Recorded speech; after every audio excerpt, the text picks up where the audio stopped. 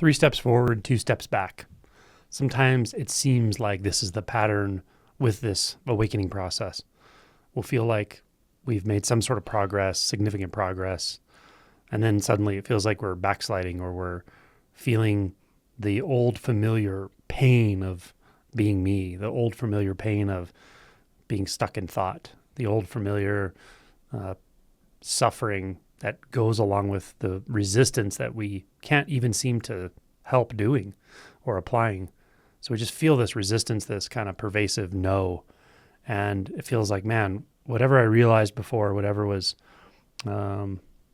revealed to me with awakening, it just seems to be gone in this moment. And then a day later, all of a sudden, there's this sense of profound presence again, or a sense of even non-dual experience. So this coming and going and seesaw experience of meing and being is pretty common after an awakening, and even before awakening, really. Although before awakening, it's mostly in thought.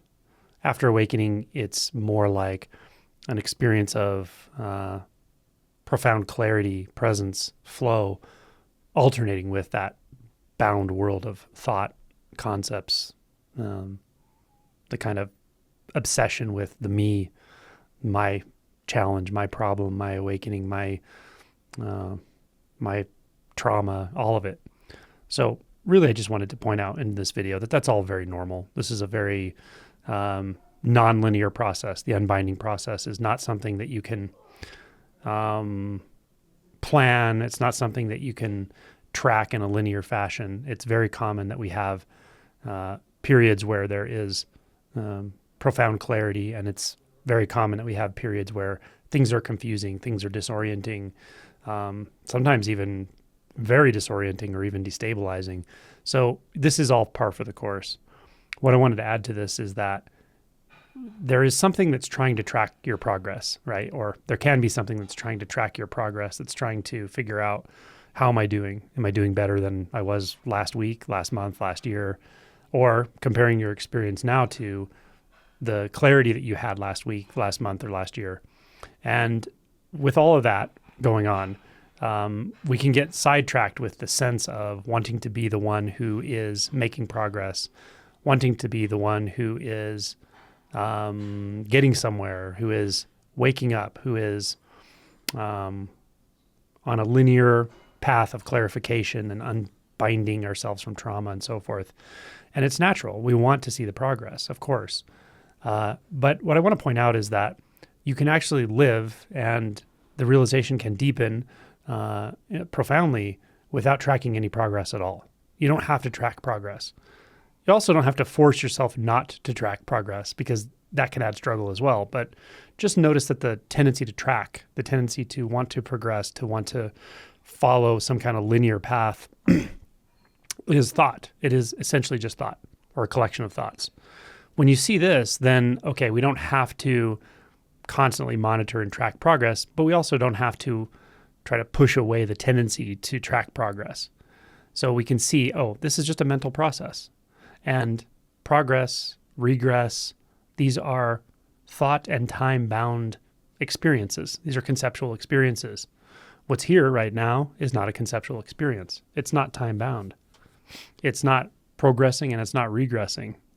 It's not confined to those terms, to those beliefs, to those views. So what is here is not confined to anything. It's not confined to a perception.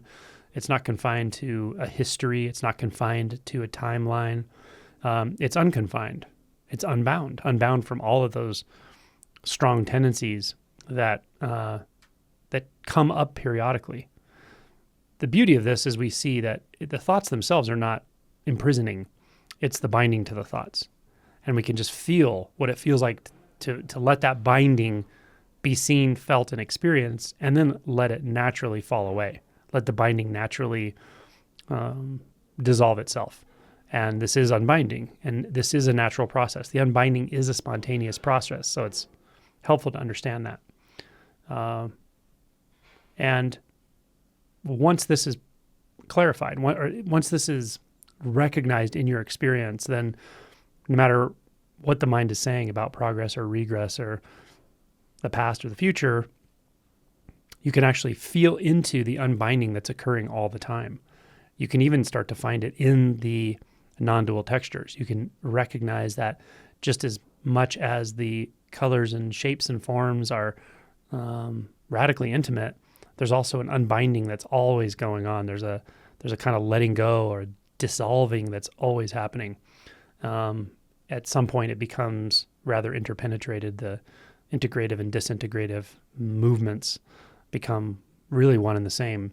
And then it's much more easy, so to speak, to remain in this unbinding, to recognize that there's no need to track progress or regress. There's no need to keep score. There's no need to monitor.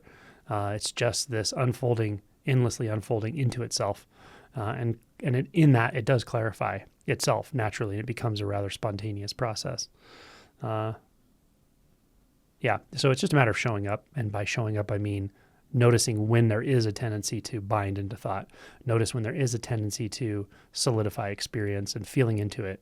Maybe doing some inquiry into what it is that I'm either reacting to, pushing away, or trying to pull toward me. What is the misperception? What is the belief? So still inquiry can be helpful here, but ultimately this is a spontaneous process of unbinding.